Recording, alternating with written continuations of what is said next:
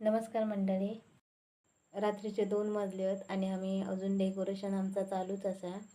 हे बघा, ह्या ज्या पाटी असा ना, थांबा तुमका दाखवते. ह्या सगळा माझ्या भावान हातान बनवलेला विठ्ठलाची मूर्ती, ते पाटी सगळा तुमका दाखवते.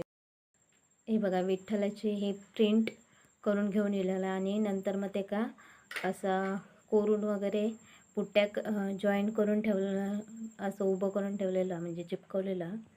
आणि हे जे कमानी ते सुद्धा पुठ्ठे कापून वरती कागद जॉईंट केलेले आहेत. आणि हे मात्र विकत आणलेला आणि साईडने आम्ही पुट्ट्यांता केलेला असा.